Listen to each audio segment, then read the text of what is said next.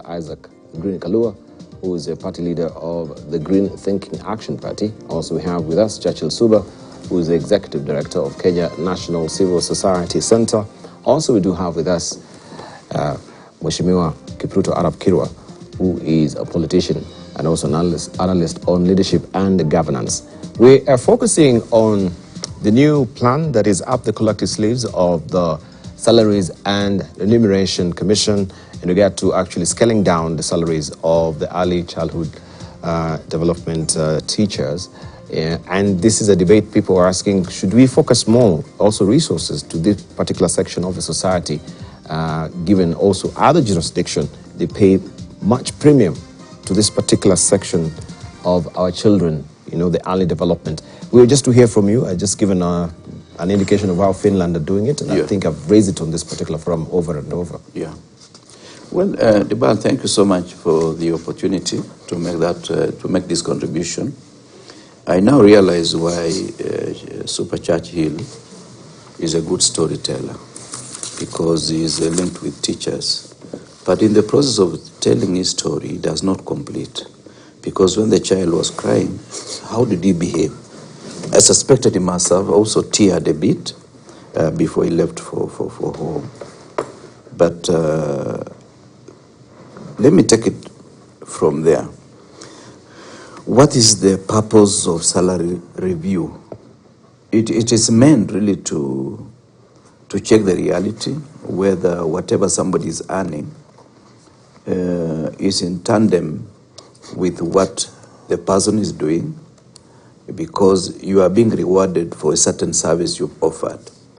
And therefore, if you do salary cut, which I don't know whether it is legally allowed, unless you do it in a clever way, because salary, when it is reviewed, it is about the increment. It is not about reducing the salary of an individual. Now, if you say you are going to do pay cuts for certain individuals in society, what is the quality of service you expect from them? Notwithstanding what we've said about the usefulness of early childhood and the fact that those people are actually more than teachers. They are parents in the absence of their biological parents. Because in most cases nowadays, we take even our children as early as 2 years, so that they start almost getting acquainted with the school environment, playing, singing, sleeping. At times they, and they learn to socialize with the rest of the students. That, in my opinion, is a way of socializing the child into accepting learning in school as a way of living. Some of us used to go to school to run away from taking care of livestock. And any time it was a Monday, you knew you are off for the week. You will not be taking care of livestock. But education nowadays is something that we should be embracing all round. The second issue is the attitude of education in our society.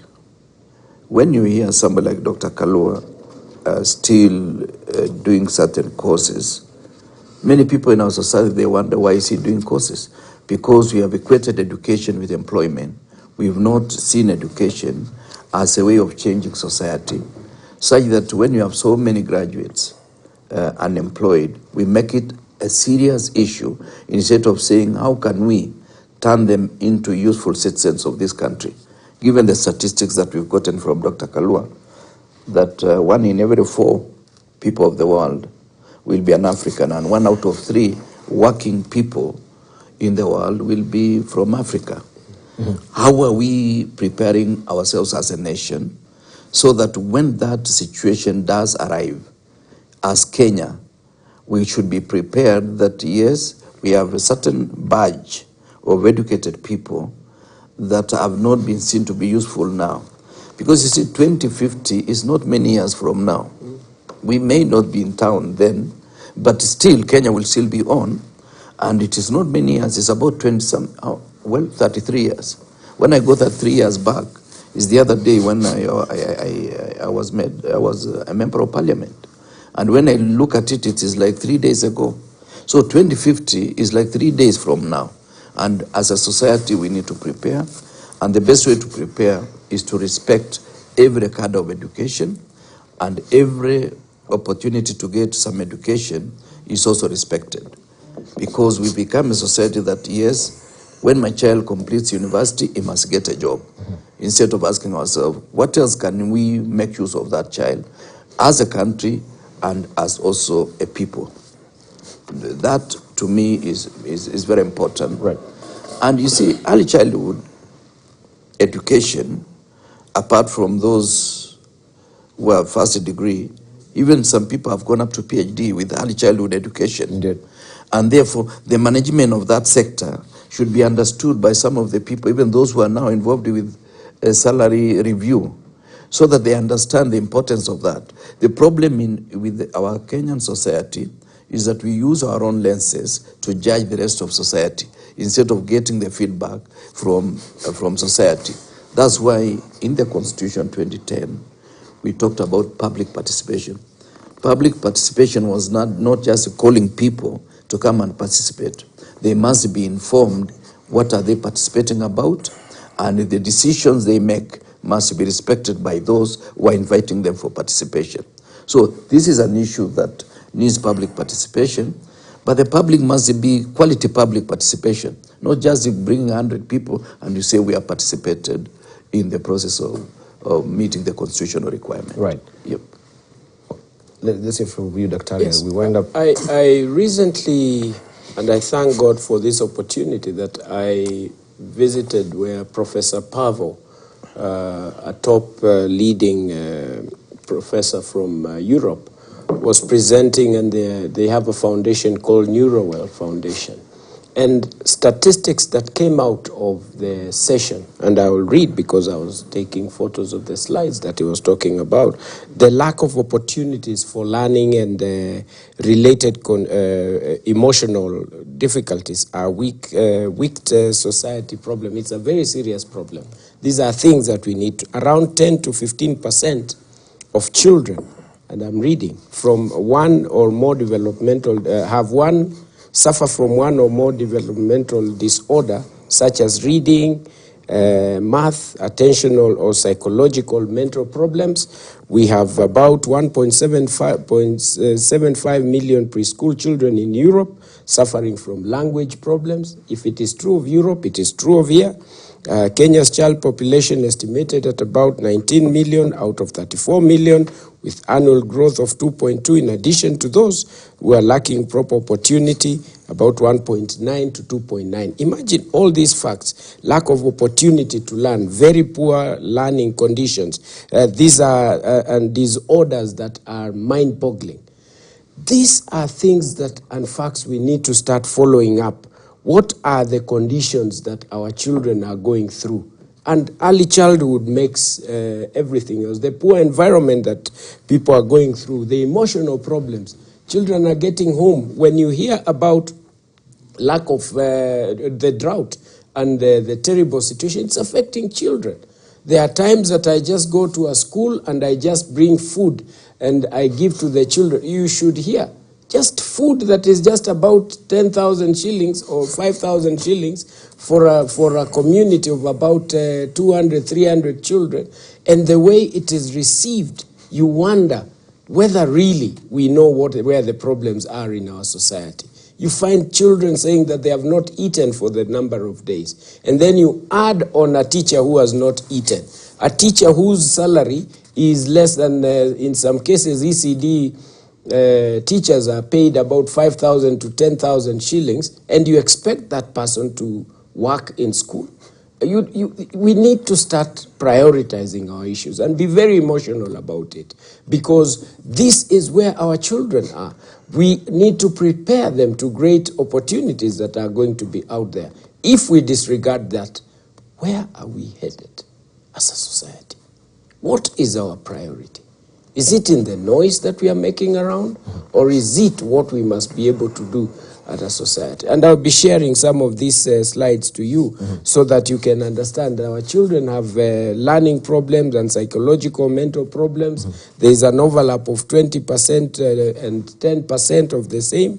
Attentional disorders and problems, emotional problems, language and mathematical learning problems, things that must be dealt with at the earliest point of a student in school. I'll share this with you so that you can be able to learn what Professor Pavo thinks, what needs to be done, and he's doing something extraordinary together with the Neurowell Foundation in Baringo. And I look forward to seeing where this will take, and that the institutions of our learning can be able to pick examples of what is being done out there. Indeed, and they're calling it Neurowealth. Neurowealth, yes. Indeed, Neurowealth. Yeah. Neurowealth, and primarily focusing on the early childhood development. Yeah. Very and key, very there key. are challenges that we have never faced as a nation, I agree. and facts that we really need to deal with.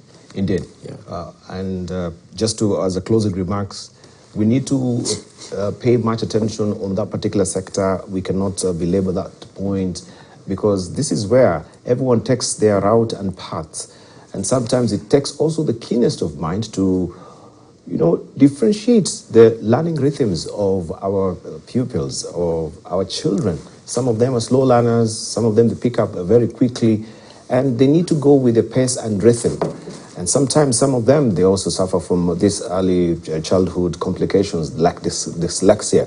And it will take the keenest of mind, actually, as a teacher, to realize that there's a learning disability and we need to go with their pace. It's not that they do not really, are not able to understand. It's only that they're slow on picking up, and it needs someone who is really fully engaged in all faculties of his being to realize there's a child who also cannot keep up with the same pace the other children are going with, and that will adversely affect his learning outcome in future. That's why I think it is very key that also the government realize that we need scientists. We need people who have gone to the upper reaches of the academic ladder to try and train our children. It is where the wealth of the formation of a brain is happening during 0 to around 5 years. Very key. Last week we were actually talking and looking at the leadership in church, primarily the Methodist church, and I'm glad also to see that this now has picked up also in the dailies as well. And Dr. Kalo, you're looking at the Methodist church and the rows that they were ongoing there, and we can see in the Standard today, Methodist church rows hit Bundi's Nkubu Synod. Groups opposing the leadership of Bishop Joseph Antobura have been breaking away. The Nkubu Synod has a total of 172 churches spread across Mount Kenya, East counties. And we were talking about just the leadership in church briefly. I think also you wrote a letter to the clergy. What was the letter all about? I think it all starts on action that we take as leaders. I attended a burial in Kobu, where a very great man of God and a leader in the society, Dr. Gershon Mwiti, was being buried. And during that burial ceremony, a lot came to play, and a book was given out on the kind of church that we need, as it was written. So all I did, first of all, it is embarrassing that things can get that bad in a public space. So all I did was to buy the book, which was going for 200 shillings. I mentioned, I talked about it while we were here. The next thing is that I forwarded the book to the leadership of the Methodist Church with a forwarding letter requesting them to take the leadership, to be Christians, Christ-like, the way he would have dealt with issues, and call for people to sit. You must be a listening leader. You must be able, they must be having a story that we have not heard. But at least I did that, and I also followed it up with my article last week on my column, calling on leadership, the way to handle this. I think we have reached, and it is not only in the church. We have issues of leadership everywhere. What is most important is how we handle this. I suggest that the Methodist Church need to be listened to. There are issues that they have It is very bad if there are leaders of these institutions that are not listening and talking to each other, they are talking at each other. It's not a good thing. It is not Christ-like. It is not leadership. And that is all I called. And I thank God that after this letter, action has started being heard here and there. I look forward to a response to my letter, at least saying thank you and that they have taken action or they are taking action. Because, I mean, we have a university that is under the same institution. We have so much assets in billions that are available there. So where is the stewardship that we need to see? And as I say this, it's not just the Methodist Church. It is in every institution, our families, even in government. The way we handle things defines what we are going to be in the near future. Right. And we do hope there will not be a splinter of the churches. This is now people who, they walk away with with a certain section of the flock. They say now this is a Methodist. That is also a possibility. And it should be fine if it is going to end up being the solution that must be seen. Because to the churchgoer, to the membership, there is sanity and insanity. And sanity is in the bearer of the thoughts that one has in terms of all this. So. All right. Let's leave it at that unless Churchill Suba wants to say something. But I wanted just to take our attention to what will be happening over the weekend in regards to the rally that has been called up. There's a very interesting editorial cartoon here in today's Daily Nation. Mass action. Mass action, mass action. This is what Azimio la Umoja is calling out for right now. And we have the National Cohesion and Integration Commission, the National Cohesion and Integration Commission that is imploring the Azimio leader, Raila Odinga, not to go full steam ahead with these rallies because now is destabilizing the country, which is gaining a semblance of stability right now. Everyone wants to go back to work and have the businesses thriving amidst the challenges that we're coming out from, or we are facing right now with the externalities from the global shocks as far as the economy is concerned. First of all, these rallies that we have Raila Odinga really calling out them for with Kibera and the call from NCIC, should he heed this call? Thanks, Debal. You know, if you look at the manner in which the political situation has deteriorated in a very short span of time, not too long ago we had His Excellency the President visiting, you know, parts of the strongholds of the Right Honorable Raila Odinga, and I remember him, you know, urging the leaders, calling on the local leadership to receive the president. And even when you looked at the speeches that were made, you know, we thought that things were going to calm down, only for them to, you know, kind of, you know, spike. And you wonder what exactly, you know, happened. And it all revolves around a situation we have had in this country, the inconclusive nature of our elections. That whenever elections are held in this country, we do not quite, you know, conclude them to the point of saying this is a leadership that has been elected. There are always these legitimacy deficits and question marks being raised. You remember that ever since we had, you know, the first elections under the new constitution of Kenya 2010, we have had almost every election, and especially at the presidential level, disputed and heard in court. There have been levels of satisfaction with the court decisions, but by and large, what is out there is that people, the disputants have always said, will accept even though we do not agree. And that tells you that, you know, even the level at which we are satisfied with these outcomes at the Supreme Court need to be looked into. How come that, you know, when court processes are done, there will always be a party? And the last one, of course, you know how far it went. You know, the court even used language that we thought was a bit unjudicial, disparaging people who thought they had genuine issues to raise before it, only to be called all manner of names. And today we have new vocabularies in our political discourse. about, hot air and so on and so forth. And I think the Supreme Court, judges in the Supreme Court learned some lesson from that. But, one thing that we need to really worry about, even as we look at the cartoon, today's cartoon in The Nation, and very close to the cartoon in The Standard, is why is it that,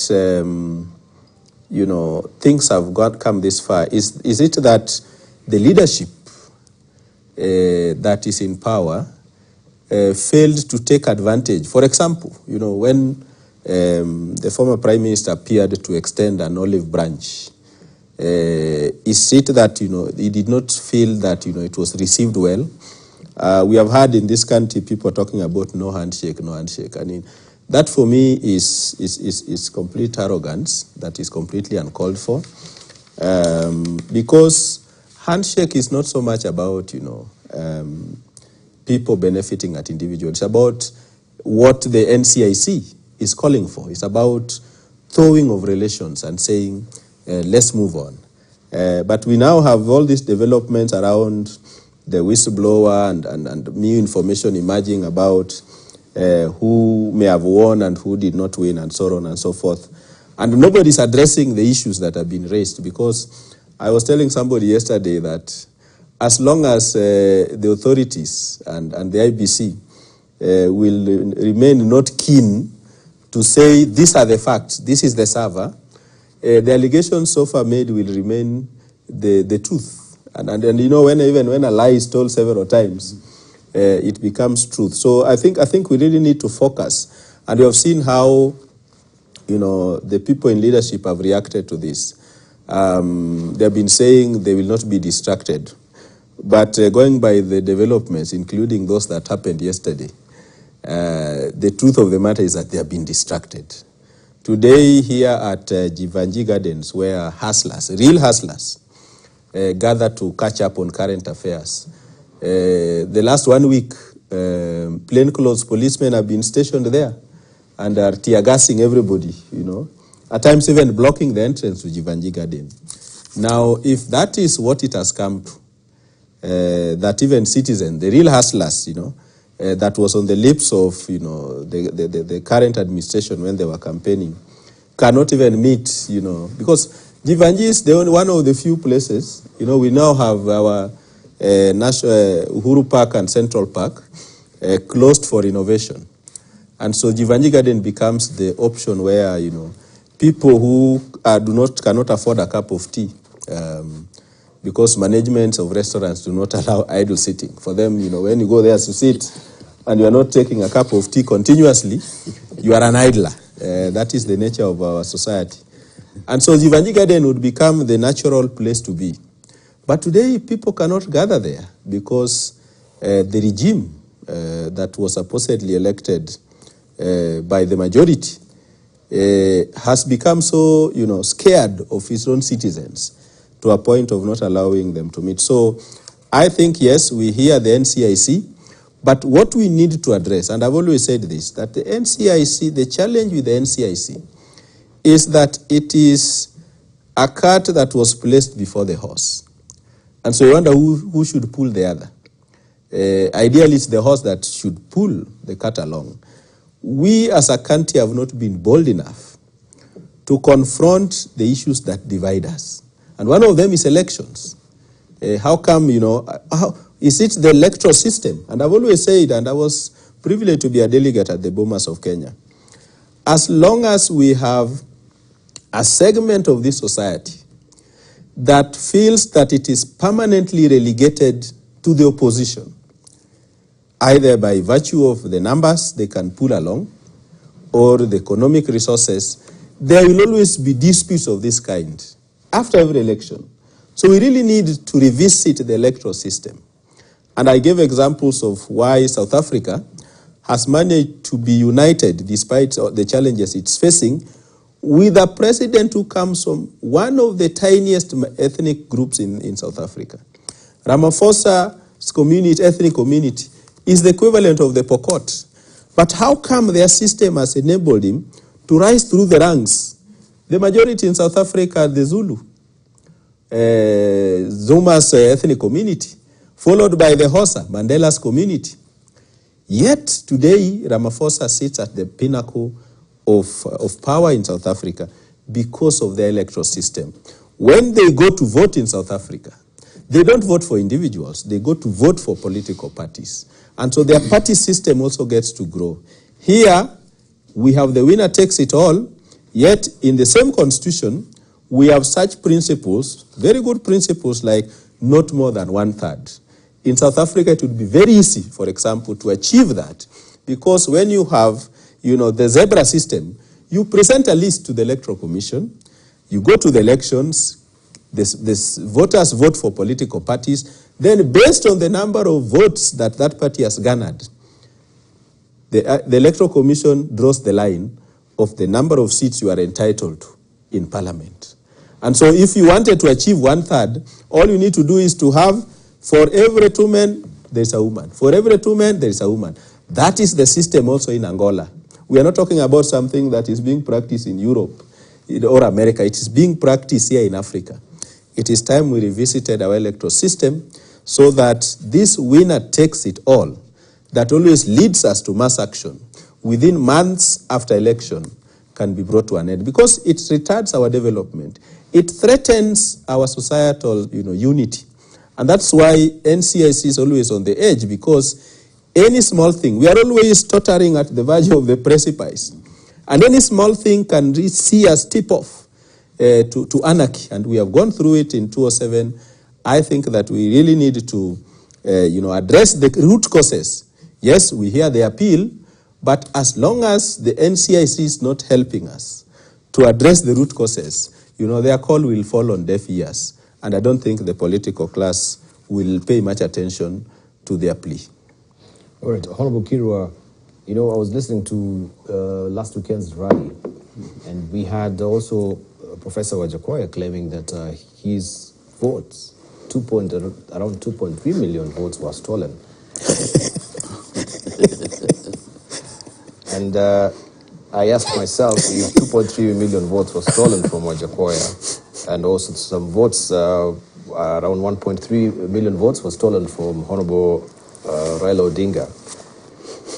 Isn't then the president, who is currently sitting on our seats, validly elected? Because you actually split the vote of, Raila Odinga, that constituent. So there's a split completely. So, and they also self-cannibalizing themselves with these statistics. Well, I think it depends on who stole Wajakoya's votes, because stealing can go either way. But what worries me is that when will the truth come back to town? Because we seem to take a lot of solace in saying what pleases us and what pleases our supporters.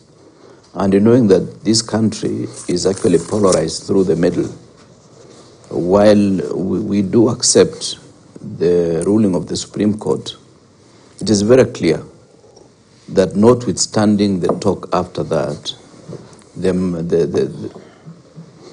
margin of win or the margin of loss was so small as to the extent of 200,000 votes out of more than 15 million votes. This therefore means there are enough people to feel that the elections were manipulated, and there are enough people to feel the elections were justified, because our constitution provides for 50% plus 1 vote.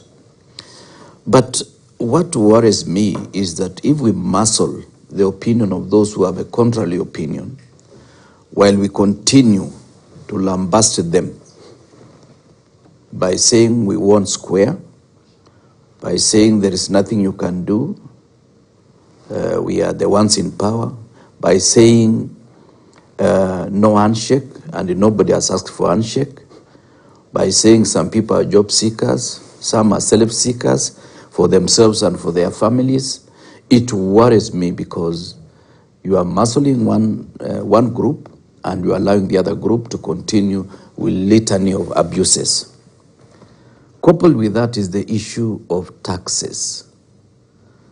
which are not properly defined. I do agree with the President 100% that anybody who is qualified to pay taxes must of necessity pay, because that is our citizen duty and that's our national duty. But if taxes are not really defined, you can say this is witch hunting, because the moment you do that, you're just reminding us that nobody can write his story.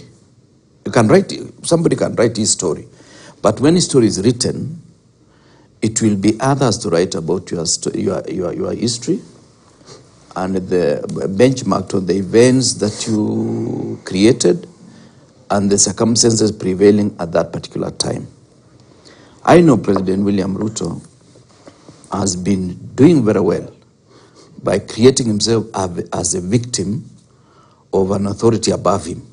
But now he realizes he's the ultimate authority on the land, conferred that position by the Constitution, but he has to look for somebody to blame.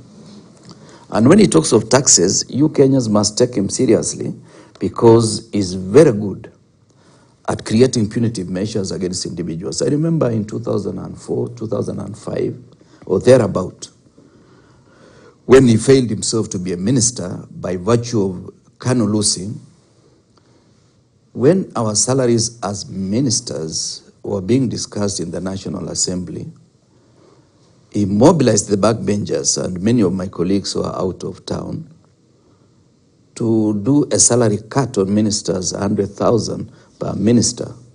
But of course, the whole issue caught up with him because he was a minister in the next government after some of us were out.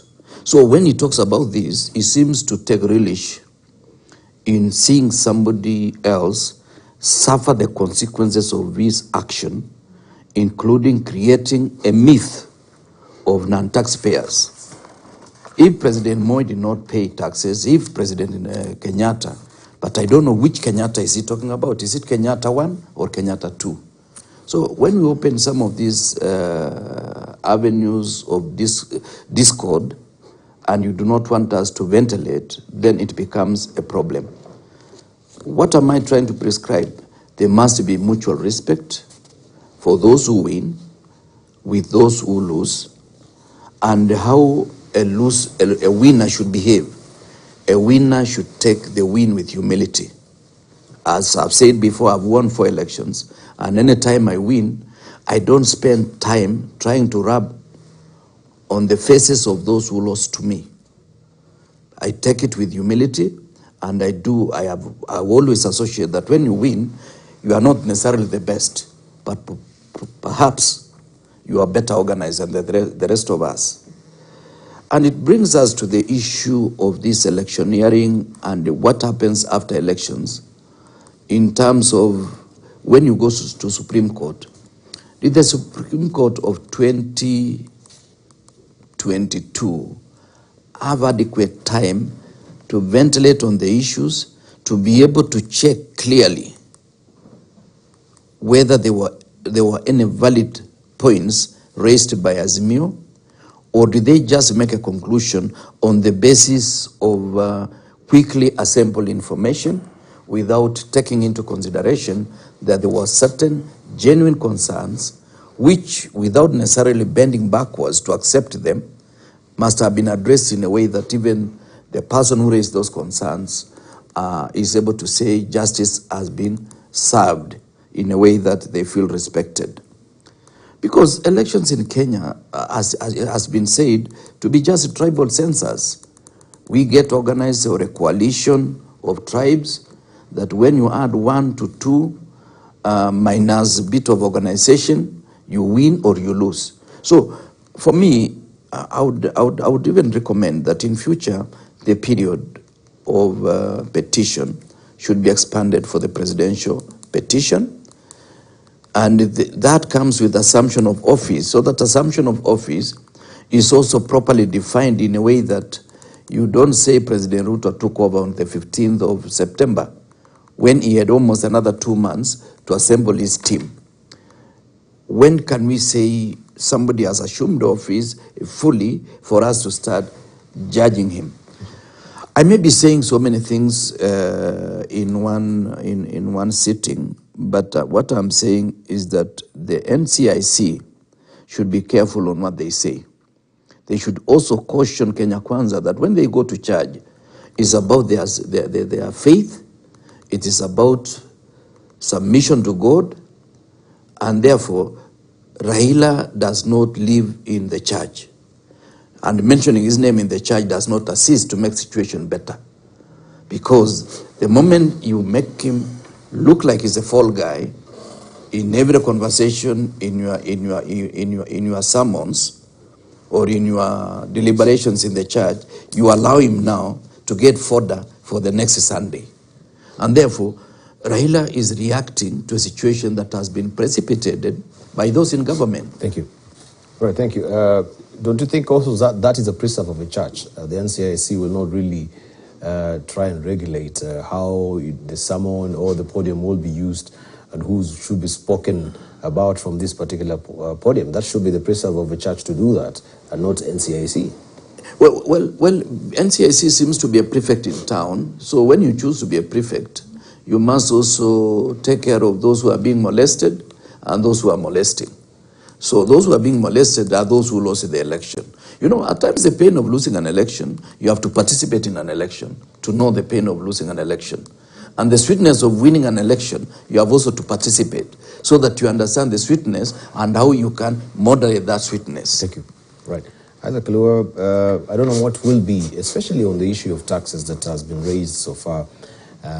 We have, and I know this is really right up your alley, as far as the congestion tax is concerned. I don't know why they're calling it congestion tax. Is it a carbon tax or emission, or why is it congestion? Because that is a bit also confusing. Maybe you're the expert there, you can tell us more. Yes, and before I deal on the taxes issue, Debal, allow me to mention two things. First one, we do have a legitimately elected leader or leaders.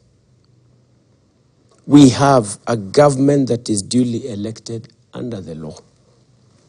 Election was challenged in court. The Supreme Court held up the position and validated it. On the second side, opposition is not illegal in our country. That's the sweet thing about it. The opposition can hold as many meetings as there can ever be. There is nothing wrong about that. What we need to start thinking about is where are they holding the meetings? When are they holding the meetings? And who are they holding the meetings with? What is the message that is being disseminated during these meetings because of the nature of the fragility of our country and society at large? We need, because of the nature of how the election is done in this country and its very elaborate procedure where it has gone all through, immediately thereafter, there needs to be a recovery. There needs to be a healing of the nation. There needs, because elections are very heavy, just as Mheshimiwa has just said here. You have to participate in it for you to understand. And therefore, there needs to be that process of healing where we have to deal and appeal to the conscience of the society and human beings at that level. You know, there are people who know very well that they drink alcohol, and it's not wrong to have alcohol, but they choose not to do it in front of their children. And this is what we need now to start thinking about this, because we need to ask ourselves, what is all this doing to our society? Where are we headed as a society? What is the implication?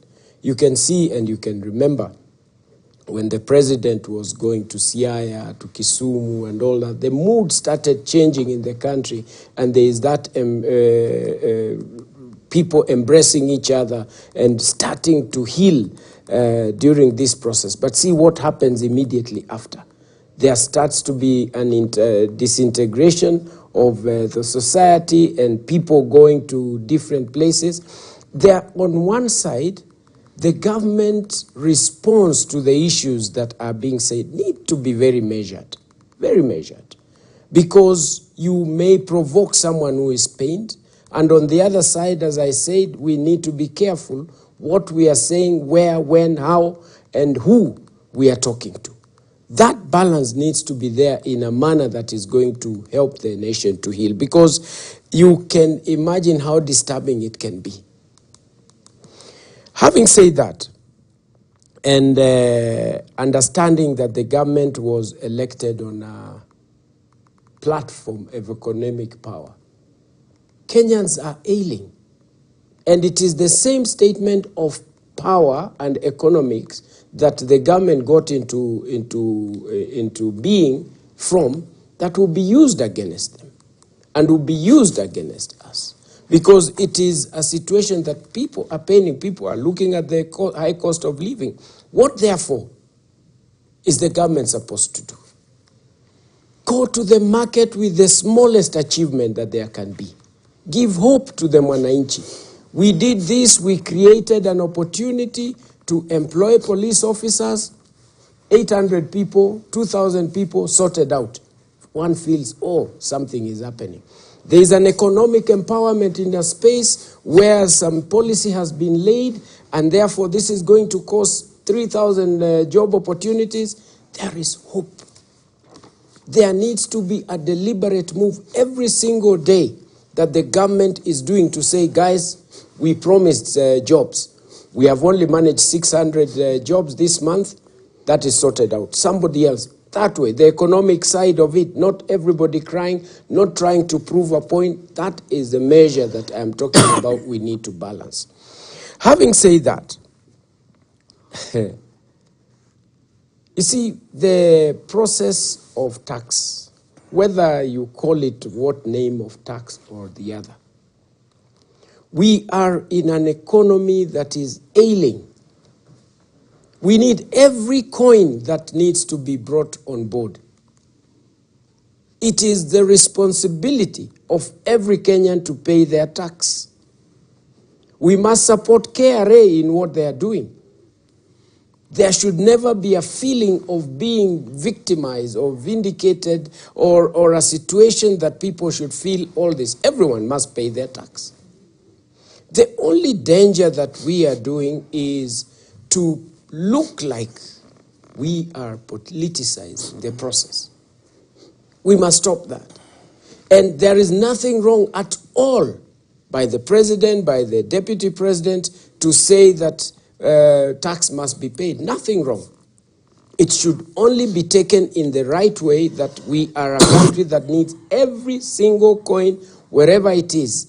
Then we start now preparing ourselves, because it's not that everybody has been paying taxes, including those who are pushing for the same. So whenever they say, it is also a good personal reminder, just as it is to the nation. The thing on taxes, we need to just depoliticize it, to remove things that are supposed to be done, and then move to the next level as I finish. Are we sealing the loopholes on where the money is going? 360 billion Kenya shillings is lost on an annual basis, or much more. 30% of our income as a government.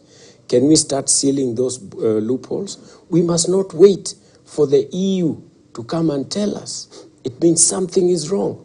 We must not wait for America to come and tell us. We need to be that society that is encouraging foreign direct investment, where there is hope, not issues of money laundering and things that we have to be told by others what we need to do. I think that is where we need to start focusing and say, where is this that we are losing money from, so that we can seal the processes. Thank you. Thank you. Justice Suba. Yes, thank you very much, Dibal, and I agree with my colleague, Dr. Kalua, that everybody should pay tax. But you see, tax has always been a very political issue. right from colonial days, when the campaign for independence of this country was weighed on the slogan, no taxation without representation. I think today we should have a similar slogan, slightly different, and say no taxation without benefits. Because when you look at the cartoon in the editorial cartoon in the Standard, where people, have their pockets, inside out, because it has nothing to carry. There is high cost of living, KRA is here, debts, inflation. All this taking away money from people's pockets. Now, this government, the Kenya Kwanza administration, campaigned on a platform of putting money into the pockets of citizens. But do we have that anymore? What we hear is tax, tax, tax, and tax. The other day I bought a token for 400 shillings and analyzed the receipt. I was shocked that for the 400 shillings I paid for the token, electricity token, 250 were taxes. Mm-hmm. The only value I got for my token is 150. And that actually is what is depicted in the editorial cartoon in the Standard. That government is fleecing its own citizens, and more so a government that campaigned on a platform of putting money into people's pockets. So yes, people should pay tax, but is it not the first priority to enable people to have money? Because you cannot tax nothing. People are hurting. And that's why, when rallies like this are called, and they are framed to deliver a message on cost of living, the government should be very afraid. Because this is a message that resonates even with those that voted for the current government. And I want to correct my friend about, legitimacy. There is a legal government in place. As to whether it is legitimate is another story. Because legitimacy is about acceptance, recognition of authority of government. So as to whether this government is legitimate is a subject of debate, because you and I know that of the number that registered as voters, 8 million never showed up in polling stations. 8. So we have a government, actually a minority government. Remember, the IBC went out to enlist about 27 million. Of that, only 2.5 showed interest in registering as voters. So we had already lost another 5 million who did not even bother to register. When you talk about legitimacy, that 5 million eligible adults, Kenyans, who did not show up to register as voters, counts when it comes to legitimacy. The fact that they had no interest at all in the electoral process speaks volumes about legitimacy of a government.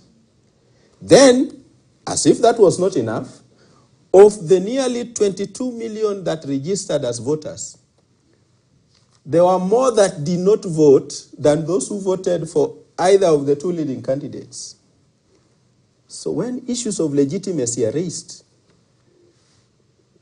they raise very, very fundamental issues, because it is about who between the two contending forces will convey a message that appeals to this segment that either did not register as voters or did not show up to vote. So when it comes to legitimacy, what we have, of course, there's a lot of chest thumping out there. We are the majority. But when you look at the votes and potential number that should have voted, this is a minority government, the kind we used to have during the Moi era. So this debate is bound to impact on government very, very fundamentally. And more so when it goes to the basics of cost of living. And I think it is high time we, with all due respect to His Excellency the President, ask him, at what point will he stop blaming everybody else except himself? Thank you. Because I think we need to donate a plaque that can be placed in the office of the President that the buck stops with me. All right. We cannot continue blaming previous regimes. Yeah, I need to 6 months after to bring it to a close right now. In all honesty, just a bit of conformity. Conformity? No, Yeah, I'll give you when you have your closing remarks. Let's just begin with Kiprito Arap Kirwa.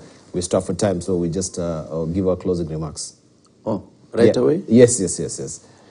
Well, I just want to share with the comments of my colleagues that let us depoliticize tax collection. Let us make it friendly for the people of Kenya, those in the high offices and those in small offices. And let's not make it look like it's a mysterious issue that has been exclusively meted to certain families. Let us make it open that we are collecting taxes because we want to build this nation and not because we want to punish certain individuals who are in power before. Thank you. I think, thank you very much, Churchill. He has raised an issue on legitimacy.